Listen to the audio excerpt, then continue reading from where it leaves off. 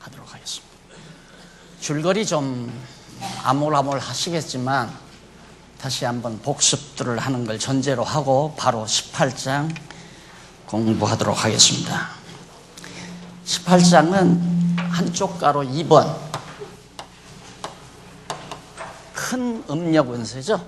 큰 음녀권세의 멸망에 대한 내용입니다.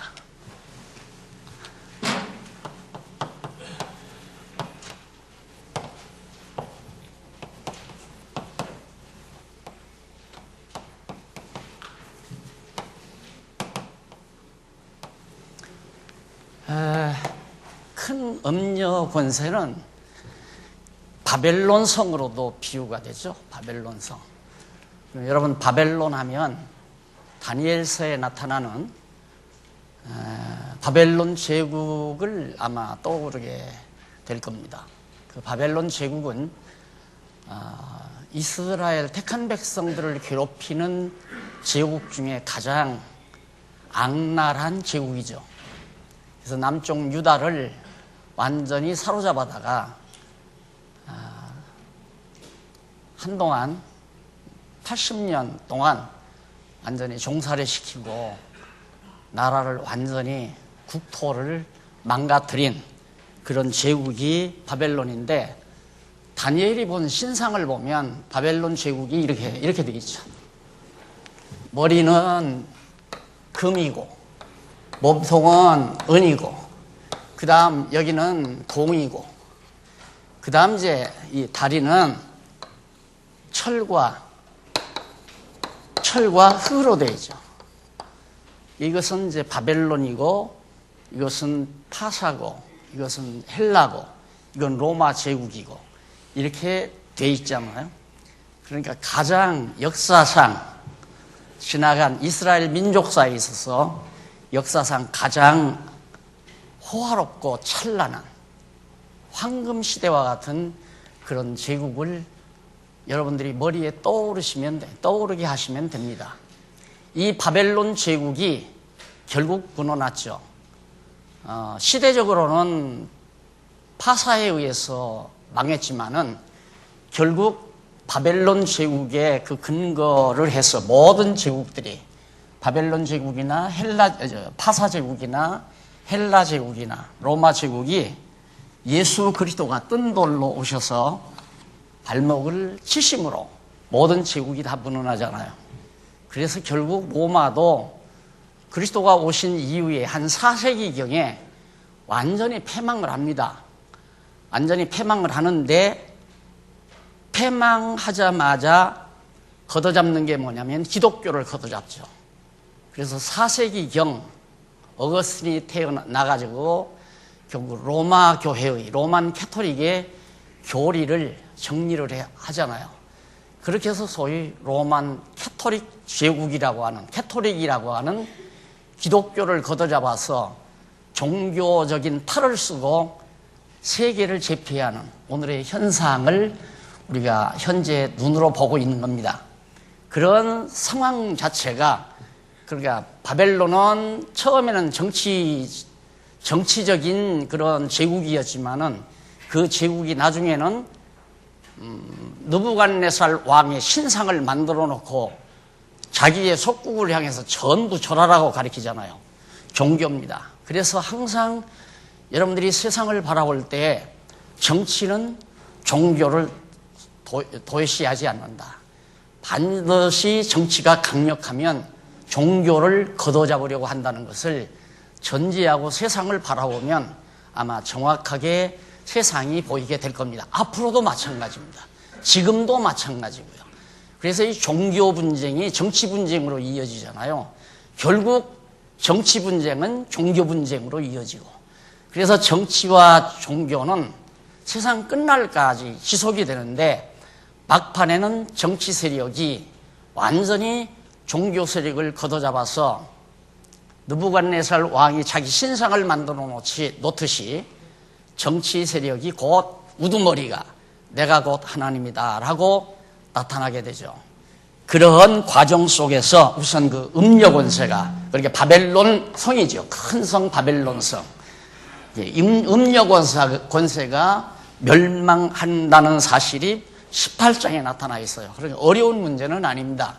간단 정리하고 넘어가도록 하겠습니다.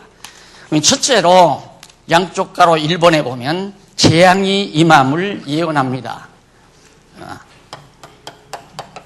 재앙이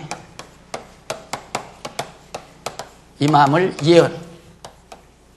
이것이 이제 18장 1절로부터 8절까지죠. 8절까지. 1절로부터 8절까지. 거기까지 여러분 이제 확인해 보는데 우선 1절로 3절까지 제가 읽어보도록 하겠습니다. 이 일 후에 다른 천사가 하늘에서 내려오는 것을 보니 큰 권세를 가졌는데 그의 영광으로 땅이 환하여지더라. 힘센 음성으로 외쳐 가로되 무너졌도다 무너졌도다 큰 성 바벨론이여 귀신의 처소와 각종 더러운 영의 모이는 곳과 각종 더럽고 가증한 새의 모이는 곳이 되었도다. 그 음행의 진노의 포도주를 인하여 만국이 무너졌으며 또 땅의 왕들이 그로 더불어 음행하였으며 땅의 상고들도 그 사치의 세력을 인하여 치부하였도다. 그러니까 과거에 저 바벨론, 금머리와 같은 바벨론에게 전부 다 종교나 정치나 다 야합해서 큰 이득을 보면서 부와 영화를 누리고 많은 왕들이 살았습니다. 그런데 저 바벨론이 무너짐으로 말미암아 그들의 모든 부와 영화가 다 사라져버리죠. 이제 그런 지난날의 역사를 회고하면서 천사가 내려와서 이 바벨론 세력이 앞으로 이 세상 끝날에 나타날 큰 성, 음녀 권세, 바벨론도 역시 무너난다 하는 사실을 1절로 3절에서 밝혀주죠. 그 다음 넘어가서 4절로 5절에 보면 바벨론의 죄위에 참여하지 말고 재앙을 받지 말라고 지시하죠. 자, 그렇게 바벨론이 세상에서 부와 영화를 누리고 세력이 강하다 할지라도 그리스도를 믿고 신앙을 지켜나가는 성도들은 절대 거기에 유혹을 당하지 말아라. 그걸 당부하는 내용이 거기 나오는데 또 내가 들으니 하늘에서 다른 음성이 나서 가로되 내 백성이 거기서 나와 그의 죄에 참여하지 말고 그의 받을 재앙들을 받지 말라. 그 죄는 하늘에 사무쳤으며 하나님은 그의 불의한 일을 기억하고 계시다. 과거 역사상 바벨론도 하나님께서 멸망시킨 것처럼 마지막 날에 그렇게 영화롭게 나타날 바벨론성 음녀 권세도, 그러니까 음녀라고 하는 것은 그리스도의 신부에 대한 반대 개념이죠. 신앙 정조를 지키고 말씀을 지키고 순수하게 그리스도만을 사랑하는 삶을 사는 자들의 반대 개념이 바로 음녀 권세예요. 그러니까 기독교를 빙자하거나 종교를 빙자하거나 성경을 빙자하거나 이걸 빙자해서 인간 세력을 만들어가는 것은 결국 세상 권력과 반드시 야합하게 되어 있습니다. 왜? 권력을 추구하니까. 교회도 힘을 추구하고 권력을 추구하고 세상 정치도 권력과 힘을 추구하기 때문에 두 사람이 두 종교와 정치가 만나게 되어 있다 이 말이에요. 그러니까 거기에 빠져들면 안 된다. 거기서 반드시 나와라 하고 천사가 지시하는 내용이 5절까지 나왔고요. 그 다음 6절로 8절에 보면 바벨론의 악행을 갚아주려고 재앙이 임한다는 사실을 천사가 밝혀주고 있습니다. 자, 거기 한번 7절에 보세요. 그가 어떻게 자기를 영화롭게 하였으며, 그러니까 큰 음녀 권세가 자기를 영화롭게 한다. 하나님을 영화롭게 해야 되고 그리스도를 영화롭게 해야 되는데 인간 자기 자신을 영화롭게 했다 이 말이죠. 그리고 영화롭게 하려면 자연히 사치는 따라오게 되어 있습니다. 그러니까 이 이단 종교, 다시 말해서 사이비 종교 교주치고 화려함을 싫어하는 사람이 없습니다. 금으로 모자를 만들어 쓰는가 하면 금으로 지팡이를 만들어 짚고 다니잖아요. 그거 다 사치거든요. 호화롭게 살아가고. 그리고 이 세상에 있는 교회도 그렇습니다. 목사가 초라하면 무시당하고, 또 반대로 막 정말 영화롭게 하면 사람들이 다 따라요. 존경하고. 그래서 목회학 시간에 목회학 교수가 하는 말이, 목사는 절대 호텔 사우나에 가야지 동네 사우나에 가면 안 된다. 그리고 차도 최고급 차를 타고 다녀야 되고, 집도 가장 호화로운 집에서 살아야 성도들로부터 존경을 받는다고. 그렇게 제가 배웠어요. 그러니까 종교 지도자는 어차피 호화스러워야 돼요. 호화스럽지 않으면 무시당한다 이 말입니다. 근데 깨어난 성도들은 그러지 않거든요. 지도자가 호화스러우면 증오하게 되고, 뭔가 잘못됐다는 것을 깨닫게 되고, 그래서 지도자가 치부하게 되면, 교회 지도자가 치부하게 되면 정신을 차리게 되잖아. 아, 이거 우리가 당하는 거 아니냐, 이용당하는 거 아니냐. 그런데 세상 바벨론, 음력 권세는 워낙 크니까, 전 세계를 다 장악한 종교 세력이니까 그렇게 하지를 못해요. 호화로울수록 다 고개를 숙입니다. 지난번 영감님 오셨을 때 얼마나 많은 인파들이 모였습니까? 호화롭게 나타나니까, 영광스럽게 나타나고. 그래서 한때 우리 개신교도 여의도 광장에 헬리콥터 타고 딱 내려잖아요. 몇십만 군중이, 기독신자들이 여의도 광장에 모였을 때 하늘에서 딱 헬리콥터 타고 딱 내려왔다 이 말이에요. 왜? 모든 사람들의 추앙과 존경을 받기 위해서. 인간은 끝없이 존경받고 살고 싶은 욕망, 그걸 가지고 추구해 가는 겁니다. 그런데 말씀을 깨닫게 되면 존경을 받는다는 것이 그리스도의 영광을 가로채는 것 같은 아픔과 고통을 겪을 수밖에 없어요. 저분이 왜 나를 존경하는가? 그런 걸 생각하면 혹시라도 내가 하나님의 대행권자로 알지를 않는가? 이런 생각 때문에 두려운 마음을 갖게 되죠. 그래서 존경받는 것도 두렵고, 호화롭게 사는 것도 두렵고, 그래서 진지한 진리만을 추구하는 삶을 살게 되시는 것이다. 그래서 반드시 하나님께서 어떻게 자기를 영화롭게 하며 사치하였는지 그만큼 고난과 애통으로 주라. 그에게, 그러니까 음녀권세에게 갚아준다 이 말이에요. 그가 마음에 말하기를 나는 여황, 여자의 황제다 이 말이에요. 여황으로 앉은 자요, 과부가 아니라. 왜? 세상 권력과 야합해서 세상 권력을 남편으로 삼고 자기는 그 남편의 아내라고 생각하기 때문에 온 세상을 제패하는 권력의 여왕이 되어 있다 이 말이에요.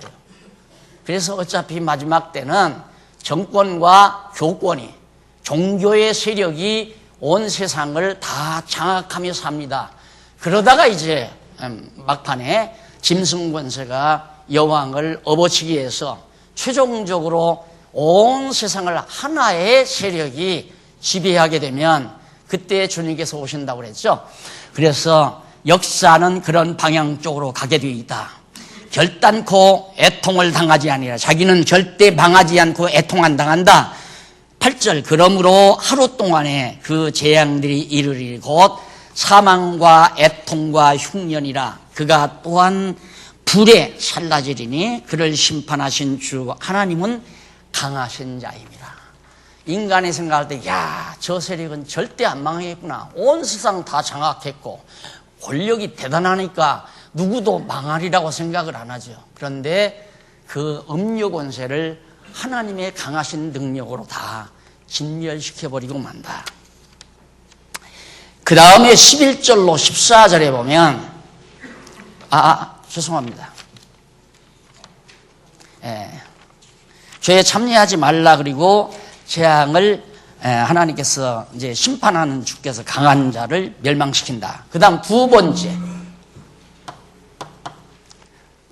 양쪽 가로 두 번째는 9082페이지죠. 음녀의 멸망을 선포함.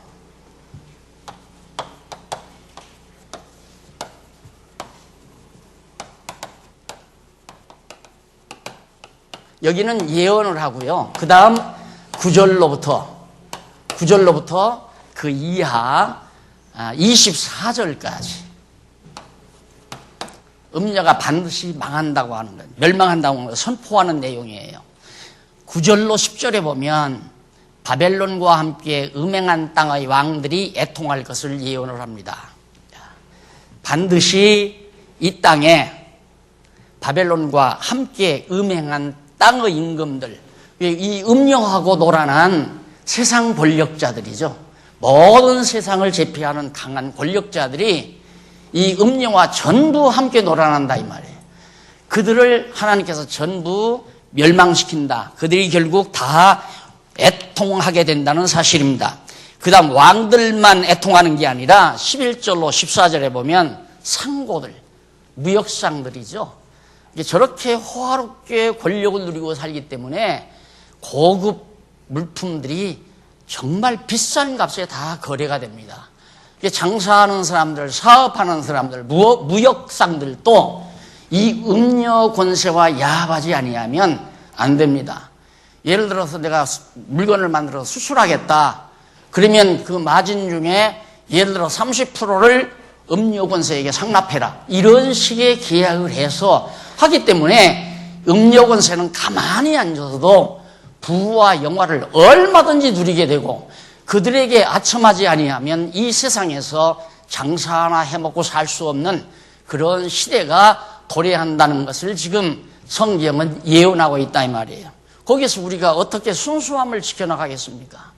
저들에게 가서 절 한번 하고 아첨 한번 하면 당장 이권이 내게 몰려오는데 그걸 다 제해버리고 오직 순수한 진리를 추구하고 주님만을 사랑하며 산다는 것은 그리 쉬운 일이 아니거든요. 정말 쉬운 일이 아니라 말입니다. 확실하게 정말 주님이 오셔서 이 모든 세력을 멸망시킨다고 하는 확신이 있지 아니하는 한 그 유혹에서 벗어날 수가 없어요. 천하 없는 사람이라도. 그래서 다 말려 들어가는 거 아니겠습니까? 그 다음 11절로 14절 거기 이제 상고들의 상품을 사는 자가 없어서 아무리 물건을 좋게 만들어서 갖다 팔아도 음녀 권세가 망해버리니까 물건 살 사람이 없잖아요.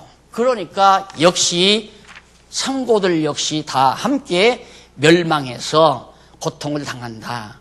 15절로 20절에 보면 9804페이지 아랫단에 보면 바벨론이 심판받아 방함으로 모두 즐거워하라고. 누구더러 끝까지 참고 견디면서 외롭지만 오직 주만을 사랑하고 진리만을 사랑하며 살던 순수한 그리스도의 신부들은 이제 이 음녀 권세가 망함으로 함께 기뻐하라고 천사가 지금 일러주잖아요. 그 대목이 바로 15절로부터 20절에 나옵니다. 거기 보면 9805페이지 성경 나오죠? 그 성경 밑에 보면 20절에 나옵니다. 20절 한번 읽어보세요. 하늘과 성도들과 사도들과 선지자들아 그를 인하여 즐거워하라. 음녀가 멸망당하는 것을 보고 세상 권력자들도 애통하고 장사를 하는 상고들도 통곡하는 그런 것을 보고 즐거워하라. 하나님이 너희를 신원하는 심판을 그에게 하셨기 때문에. 이게 앞에서 우리들 순교당한 끝까지 신앙지조 지키면서 목베임 당하고 돌에 맞아 죽고 칼로 톱으로 키워 죽임을 당하고 이렇게 순교당한 영혼들이 있죠. 그 사람들이 제단 아래서 언제나 우리를 신원해 주겠습니까? 우리를 이렇게 애매하게 무참하게 우리를 정말 멸망시키고 죽여버린 저 악당들을 언제나 원수가 봐주겠습니까? 했을 때 조금만 기다려라. 숫자가 차면 내가 심판을 해주겠다. 바로 그래서 이제 음녀 권세를 심판한다는 얘기예요.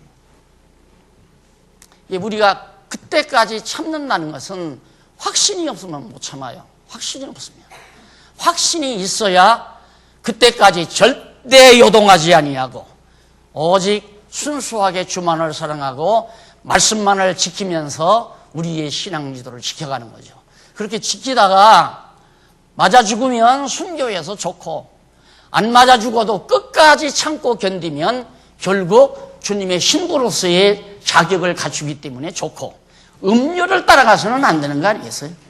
모든 이권을 추구하고 그들과 함께 야합해서 이 땅에서 부와 영화를 마음껏 누리고 산다고 하는 것은 어리석은 신부의 모습이라 이 말이에요.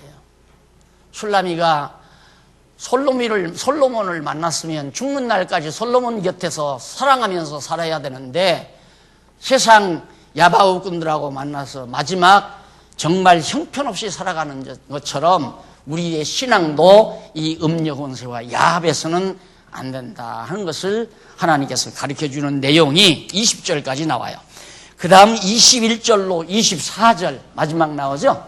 21절로 24절에 보면 자, 바벨론 멸망과 함께 모두 없어지는 이유에 관해서 말을 합니다. 왜 바벨론이 멸망하는 것과 함께 모든 것이 다 없어져 버리는가? 그 이유가 거기 나오는데 한번 읽어보십시다. 21절로부터 18장 21절. 이에 한 힘센 천사가 큰 맷돌 같은 돌을 들어 바다에 던져 가로되 큰 성 바벨론이 이같이 몹시 떨어져 결코 다시 보이지 아니하리로다. 완전히 망한다 이 말이죠. 또 검은 고 타는 자와 풍요하는 자와 퉁소 부는 자와 나팔 부는 자들의 소리가 결코 다시 네 가운데서 들리지 아니하고 물론 어떠한 세공업자든지 결코 다시 네 가운데서 보이지 아니하고 또 맷돌 소리가 결코 다시 네 가운데서 들리지 아니하고 등불빛이 결코 다시 네 가운데서 비추지 아니하고 신랑과 신부의 음성이 결코 다시 네 가운데서 들리지 아니하리로다.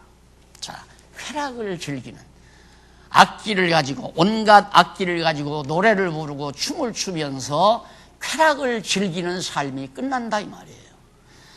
오직 그리스도 안에서 함께 즐거워하고 주와 더불어 즐거워해야 되는데 그게 아니라 자기들의 삶에 취해서 쾌락에 빠져든다 이 말이죠. 그래서 어떻게 하면 자기를 즐겁게 할까? 바울이 말한 것처럼 어떻게 하면 주를 즐겁게 할까가 아니라 어떻게 하면 나를 즐겁게 만들까? 이 생각으로 빠져들게 돼 있어요, 사람들은. 근데 그런 것이 없다. 또 뿐만 아니라 절대 노래소리도 안 들리고 세공업자, 금은 보석들을 다루는 세공업자들, 더 좋은 모양으로 더 아름다운 모양으로 만들어 놓은 보석 반지, 황금 장식품, 백금 장식품들을 만들어가는 자들이 아주 인기인데 그런 일도 없어져 버리고 또 뿐만 다시는 맷돌 가는 소리, 다시 그건 뭐냐면 이제 생활하는 거죠. 음식을 만드는 그런 일도 없어져 버리고 또 뿐만 아니라 부부가 함께 즐겁게 노래 부르며 사는 그런 것도 없어져 버린다. 그래서 너희 상고들은 땅의 왕족들이라 네 복수를 인하여 만국이 미혹되었도다. 여러분 지금도 그러잖아요. 다 대통령이 나오면 줄대는 이유는 사업이라도 하나 하기 위해서 권력을 배후에 끼지 않으면 불가능하죠. 큰 사업은 다 권력을 잡아야 되잖아요. 마찬가지예요, 이 사람들도. 그래서 마지막 상고들은 땅의 왕족들, 그 하여튼 집안, 지금 우리나라 대통령들 보면 전부 대통령 가족들이 다 부정부패하는 거 우리 근대사회에서도 얼마든지 보잖아요. 이런 것들이 과거에는 더 극심해져요. 그래서 내 복수를 인하여 만국이 미혹되었도다. 복수뿐만 아니라 이제 그러니까 복수는 뭐냐면 거짓 기적과 표적이에요. 마술 같은 거. 이런 것들을 통해서 사람들을 다 속이고 사람들을 다 끌어모으고 이렇게 해서 자기를 따르게 만들고 이런 것들에 의해서 결국 사람들은 만국이 미혹을 되는데 선지자들과 성도들과 및 땅 위에서 죽임을 당한 모든 자의 피가 이 성중에서 보였느니라. 그러니까 저 큰 음녀 권세가 허다한 많은 사람들, 약자들을 죽이고 이용해 먹고 다 약탈하고 이러고 또 죽여버리고 멸망시켜버리고 이런 자들의 피가 그 성중에서 결국 많이 당했다. 그래서 그런 것들을 하나님께서 다 보고 있었다 이 말이에요. 그래서 그런 자들을 원한을 갚아주기 위해서 이 큰 성 음녀 권세를 멸망시킨다. 그러니까 최고의 종교 세력을 하나님이 멸망시킨다. 이렇게 생각하면 됩니다. 이게 종교란 무서운 거예요, 여러분. 그래서 여러분 신입보 교육 제가 했잖아요. 종교에 함부로 접근하는 거 아닙니다. 종교에 접근하면 결국 내가 잘못 접근하게 되면 이런 음녀 권세에 빠져들어요. 왜? 호화로우니까. 그래서 종교 집단은 사람이 모이고 돈이 모이면 우선 건물부터 호화롭게 짓잖아요. 건물부터. 그래서 저는 뭐 여러분 다 아시지만은 땅을 구입했을 때 하도 장소 때문에 고통을 입어서 여기다가 가건물, 그러니까 그 뭐예요? 임시로 짓는 그거 있잖아요. 그걸로 이걸 지차고 제가 제안을 하고 그것도 못하면 비닐하우스 치고 성경 공부하자고 제가 그랬거든요. 그런데 장로님들, 권사님들이 평생에 한 번 짓는 건데 우리 집시다 해서 이렇게 소박하게 지키는 했는데 이것도 지금 보면 목사님들이 와서 보면 다 놀래요. 어떻게 이렇게 이쁘게 아름답게 지었느냐고. 아, 이것도 너무 호화롭게 지었구나. 이런 생각을 요즘에는 많이 하는데 종교일수록 소박해야 돼요. 종교일수록. 올바른 종교일수록 소박하고 순수하게 나와 하나님 사이에서만 가능해야 돼요. 그 이상 다른 것이 끼어들면 벌써 나는 이런 음녀 권세에 말려들 가능성이 충분히 내재해 있다고 생각을 해야 됩니다. 그래서 하나님께서는 이 모든 것을 하나님께서 없애기 때문에 결국 거기 24절 선지자들과 성도들과 및 땅 위에서 죽임을 당한 모든 자의 피가 이 성중에서 보였다. 큰 음녀 권세 바벨론 성중에 순교자들의 피를 하나님이 다 보았다 이 말이에요. 그래서 결국 음녀 권세를 원수 갖기 위해서, 신원해주기 위해서 멸망시켜버린다. 선배 목사님을 찾아뵀는데 그 목사님이 대한민국에서 가장 큰 교단이 최고로 부패했습니다 하고 나한테 그 얘기를 하더라고요. 다 알아요. 생각 있는 목사님들은 다 알아요. 오늘날 권력을 부리고 정말 웅장하고 크게 번창한 교단이 얼마나 부패했는가를 다 알고 있다 이 말입니다. 그래서 우리 성도들은 오직 말씀, 오직 참 신랑 되신 그리스도만을 바라보고, 아까 우리 젊은 집사님들 나오셔서 오직 주만 바라보자. 아무도 바라봐도 안 돼요. 여러분, 제가 여기 섰으니까 저 바라보면 안 됩니다. 제가 전하는 하나님의 말씀을 바라보십시오. 진짜 저 바라보면 안 돼요. 왜? 나도 인간이기 때문에 다 흠집도 있고 잘못도 있고 어리석음도 있는 거예요. 성경만이 완전한 겁니다. 그래서 오직 하나님의 말씀만, 성경이 소개하는 그리스도만을 나의 영원한 신랑으로 바라보면서 우리의 신앙을 끝까지 지켜나가는, 우리의 영혼을 부르시는 날까지 흔들림 없이 오직 순수하게 음녀 따라가지 말고 오직 순수하게 주만을 사랑하고 살아가는 슬기로운 우리의 삶이 있어야 된다는 것을 이 요한계시록을 살피면서 마음속 깊이 다짐하지 않을 수가 없게 된 겁니다. 자, 그 다음에 이제 그러면 19장에서부터 20장까지 나오는데요. 9809페이지에 나와요. 이건 큰 2번입니다. 가로 없는 2번. 2번이 나오는데 거기는 만왕의 왕 주의 승리.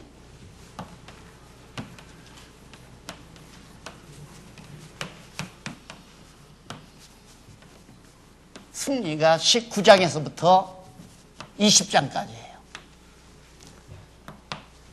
성경이 그냥 읽으면 어려워요. 그런데 어쨌든 제가 연구를 해서 주제를 다복다복 찾아드렸으니까 지금 이렇게 생각하세요. 요한계시록 19장에서부터 20장까지는 어떤 내용이냐? 아하, 만왕의 왕 예수 그리스도께서 승리하는 내용이 거기 기록되어 있구나. 정말로 그런가? 그걸 확인하는 것이 지금 공부예요. 정말로 만왕의 왕 예수 그리스도께서 승리하는 내용이 19장부터 20장이냐? 내가 이렇게 써놨다고 해서 그냥 믿으면 안 되잖아요. 성경이 정말 그러한가를 확인을 해야지. 자, 거기 이제 하나 근거를 확인하고, 앞에서 근거 확인 안 했지만 다 여러분들이 아시는 내용이니까 거의 중간쯤 보면 근거가 나오죠. 일찍이 여호와 하나님께서는 아담과 하와를 유혹한 뱀에게 저주하여 여자와 원수가 되게 하고 여자의 후손인 둘째 아담으로 뱀의 머리를 상하게 할 것을 섭리하셨습니다. 에덴 동산에서 뱀이 첫 아담을 다 유혹해서 넘어뜨렸잖아요. 그런데 하나님께서 너 여자의 후손에게 네 머리를 다 쳐서 너 죽여버릴 것이다. 이게 승리할 거다 이 말이에요. 그 말은 둘째 아담 예수 그리스도가 최종적으로 승리할 것을 창세기 1장에서 벌써, 창세기 2장에서 벌써 하나님께서 언약하셨어요. 그 언약대로 둘째 아담 예수 그리스도가 승리를 거두신다는 얘기입니다. 그 가운데 첫째, 한쪽 가로 1번, 승리에 대한 찬양입니다.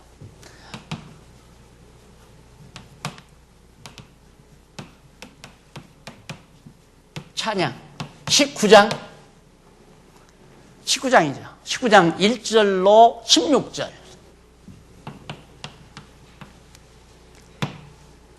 아직 승리도 안 했어요. 앞으로 승리할 것을 지금 예언해 주는 내용 아니에요. 앞으로 예수 그리스도가 승리한다.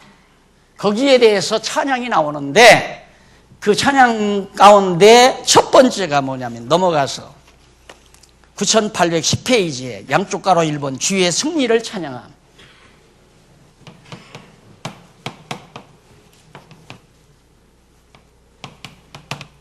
찬양. 19장 1절로부터 중간쯤 되겠죠. 19장 1절로부터 5절까지. 정말로 맞은가? 정말 주의 승리에 대해서 찬양하는 내용인가? 1절로 3절 보면 밑에 나오죠. 19장 1절로 3절에 보면 하늘의 큰 음성이 바벨론의 심판에 의한 승리를 찬양하는 내용입니다. 하늘에서 큰 음성이. 그러니까 만왕의 왕 되신 그리스도의 보좌 곁에 있는 많은 무리와 천사들이 예수 그리스도께서 만왕의 왕 되신 그리스도께서 승리하는 것을 찬양하는 음성이 들려오는 거예요. 1절 한번 보십시다. 19장. 이 일 후에 내가 들으니 하늘에 허다한 무리의 큰 음성 같은 것이 있어 가로되 할렐루야 여호와를 찬양하라 그런다고 그랬죠. 여호와를 왜? 언약대로 첫 아담을 멸망시킨 뱀의 권세를 둘째 아담 예수 그리스도를 통해서 다 멸망시키겠다고 언약하신 말씀대로 이루어 주셨으니까 할렐루야 그 말이죠. 언약대로 이루신 여호와를 찬양하는 여호와를 찬양하라. 언약대로 이루셨으니까. 그래서 할렐루야 구원과 영광과 능력이 우리 하나님께 있도다. 그의 심판은 참되고 의로운지라 음행으로 땅을 더럽게 한 큰 음녀를 심판하사 자기 종들의 피를 그 손에 갚으소도다. 순교자들의 피값을 갚아주신 만왕의 왕 되신 그리스도를 찬양하는 내용이 할렐루야라고 시작하면서 찬양을 부릅니다. 하고 두 번째로 4절로 5절에 보면 장로와 생물이 찬양하면서 하나님을 찬송하라고 당부하는 내용이 나와요. 큰 무리만 천사들만 찬양하는 게 아니라 장로와 그 하나님 곁에 있는 네 생물이 있죠. 사람 같고 사자 같고 독수리 같고 이런 호위, 그리스도의 보좌를 호위하는 세력, 그들이 하나님을 찬양한다. 자, 4절 보십시다. 또 24장로와 네 생물이 엎드려 보좌에 앉으신 하나님께 경배하여 가로되 아멘. 언약대로 이루소서 그 말이죠. 아멘 할렐루야. 언약대로 이루소서 여호와를 찬양합니다 하니 보좌에서 음성이 나서 가로되 화답합니다. 하나님의 종들 곧 그를 경외하는 너희들아 끝까지 신앙지조 지키고 절기를 지키는 그리스도의 신부들아 그 말이죠. 물온대소하고 다 우리 하나님께 찬송하라 하더라. 결국은 하나님께서 이렇게 그리스도께서 만왕의 왕께서 승리하는 이유는 우리로 하여금 찬양하게 하려고, 마지막 승리를 거둘 때. 그러니까 사울 왕이 블레셋 군대들을 치러 나가서 패배하고 돌아왔잖아요. 엄청 강대한 블레셋 군대죠. 그런데 다윗이 혼자 나가서 순식간에 돌멩이 하나로 해치워서 승리를 거둡니다. 이스라엘 백성들이 찬양이 터져 나오죠. 그래서 승리는 우리로 하여금 찬양케 하기 위한 것입니다. 그러니까 하나님께서 당신의 백성들을 지으신 것은 하나님을 찬양케 하기 위해서 지으셨다. 마지막 하나님은 그리스도께서 만왕의 왕께서 승리하심으로 우리가 영원토록 주님 곁에서 할렐루야 아멘 하면서 주를 찬양하는 삶, 행복한 삶이죠. 찬양하는 삶은 행복한 삶이에요. 오늘 나오셔서 찬양하는 분들 마음이 불안하고 마음이 괴로우면 찬양이 안 나옵니다. 불평, 불만이 나오는 거지. 그래서 항상 우리 마음 가운데 감사와 찬양이 늘 마음속에 있다고 하는 것은 내 신앙이 정상 궤도에 있다는 얘기입니다.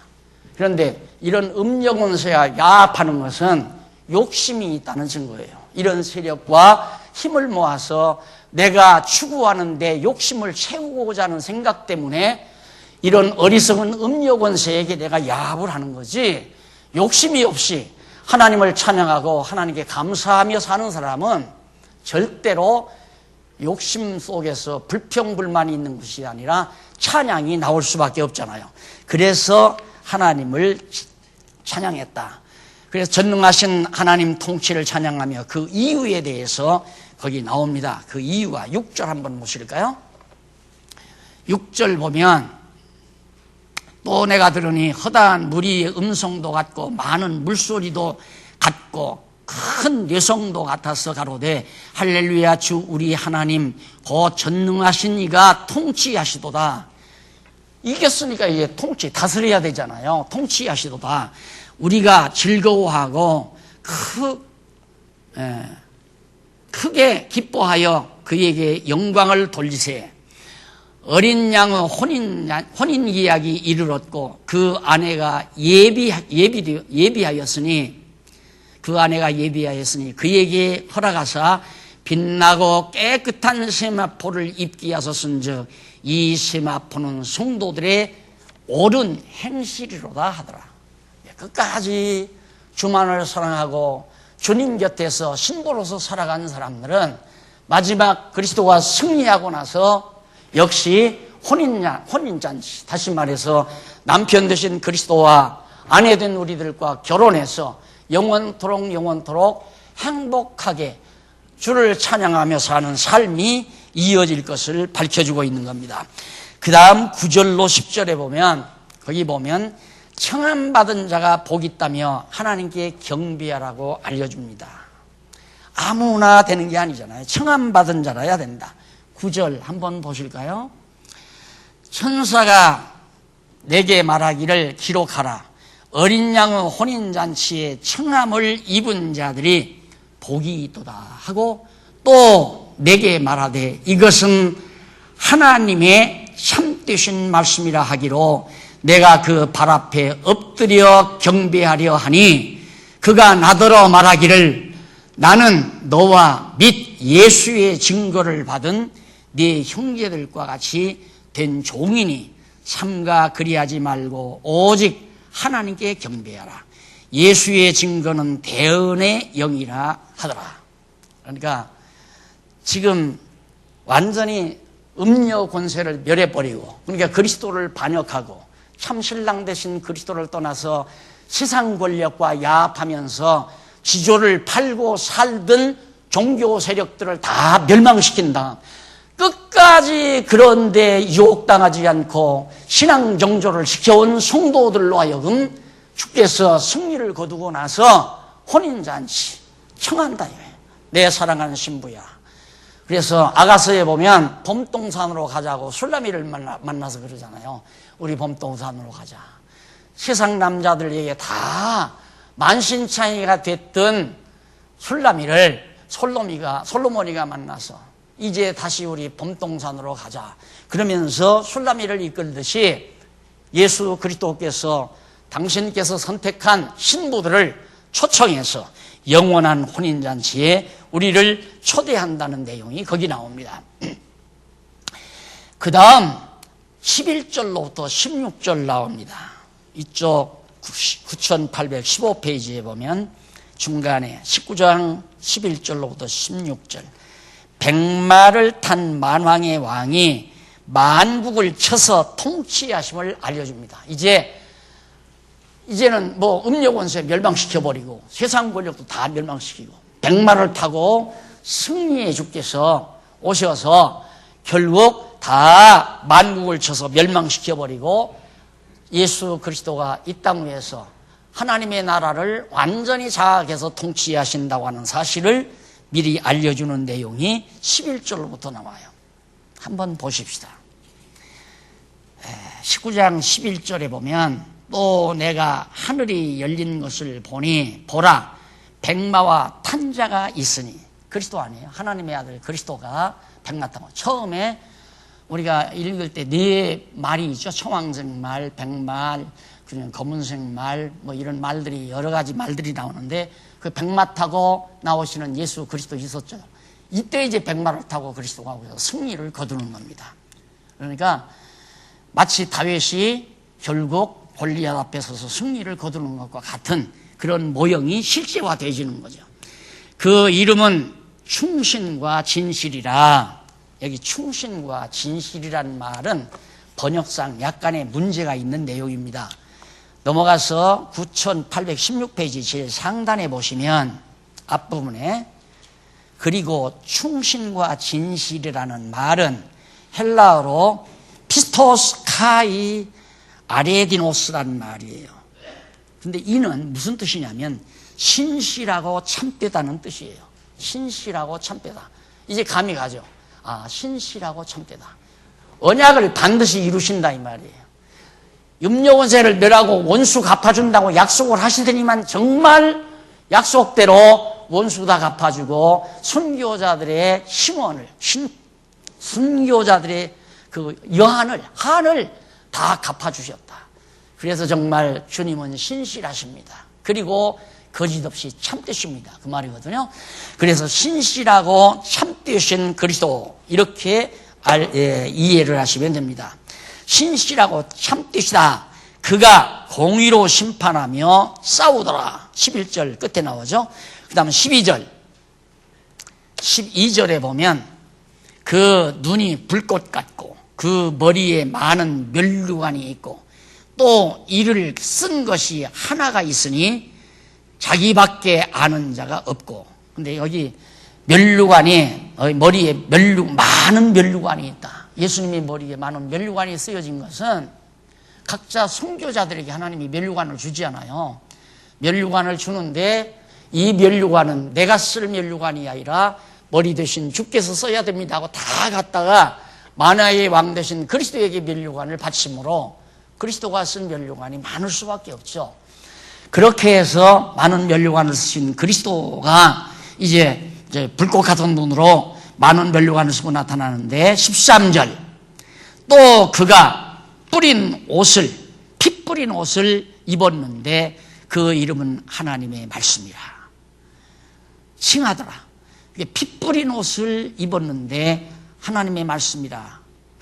그런데 그 말씀이 로고스라는 뜻이죠. 그 이름은 하나님의 말씀이라 칭하더라. 그런 자가 하나 있더라 이 말이에요. 그런데 하늘에 있는 14절 하늘에 있는 군대들이 희고 깨끗한 세마포를 입고 백마를 타고 그를 따르더라. 근데 이제 지난번 말씀드렸잖아요. 순교자들이 이제 첫째 부활에 주님 오실 때 첫 부활에 참여를 하거든요. 근데 그들도 예수님께서 이제 오실 때 백마 타고 예수님께서 앞장서서 오실 때 그 뒤에 이 모든 순교자들도 부활을 해서 백마를 타고 나타난다 이 말이에요. 왜?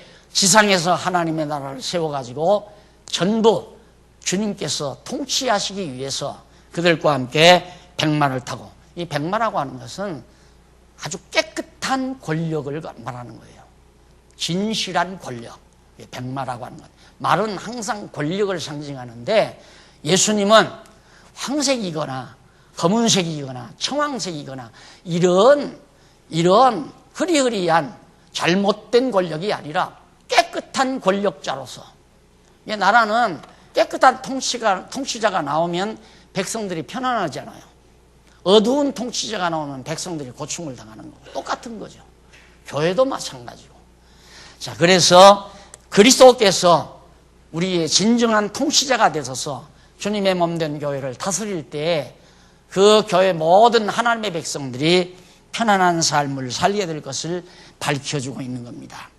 그 다음 14절에 그 깨끗한 옷, 세마포, 그러니까 그 피로 말미암아, 예수께서 흘리신 피로 말미암아 다 더러운 옷을 다 빨아가지고 깨끗하게 하얀 세마포로 만들어서 입혀준 선교자들의 모습을 거기서 보여주고 있는 겁니다. 그 다음에 15절, 그의 입에서 이한 검이 나오니, 하나님의 입에서 검, 말씀의 검이죠. 그러니까 하나님은 그리스도는 핵무기로 다스리거나 총칼로 다스리거나 주먹으로 다스리거나 폭행으로 다스리는 게 아니라 살아있는 말씀의 능력으로 다스려요. 그러니까 하나님의 나라는 말씀의 능력으로 다스려져야 하나님의 나라예요. 인간의 힘으로 다스려서도 안 되고 인간의 능력으로 다스려서도 안 되고 순수한 하나님의 말씀의 능력으로 교회가 다스려져야 비록 불완전한 지상의 교회지만 그 교회가 어떻게 하면 가장 순수한가? 말씀의 능력으로 다스려져야 교회가 가장 순수한 겁니다. 인간의 재간이나 인간들의 어떤 권력으로 교회가 다스려진다고 하는 것은 음녀 권세에 가깝다는 사실을 알아야 돼요. 사람 권력이 필요 없는 거예요. 이 지상에 있는 불완전한 교회라도 사람 권력으로 주께서 다스리는 게 아니에요. 만왕의 왕 되신 머리 되신 그리스도께서 성령을 보내가지고 각자 성도들의 마음을 감화하고 생각을 인도해서 하나님의 말씀에 의해서 다스려지도록 역사하는 것이다. 그러니까 내가 하나님의 말씀을 자꾸 가까이 하게 되면 누구 뜻대로 자꾸만 다스려지는가? 머리 대신 그리스도의 뜻대로 다스려지는 거예요. 그런데 사람 말을 자꾸만 듣게 되면 그 사람의 뜻대로 내가 자꾸만 끌려가게 된다 이 말입니다. 그래서 교회는 사람 말을 해서도 안 되고 사람에게 끌려가서도 안 되고 오직 하나님이 우리에게 뭐라고 말씀하셨는가를 확인하고 말씀에 의해서 내가 치리를 받는 것이 음녀 권세를 따라가지 아니하는 가장 순수한 신앙생활이다. 그걸 지금 천사가 알려주는 내용입니다. 그래서 거기 보면 이한 검이 나오니, 말씀의 검이죠.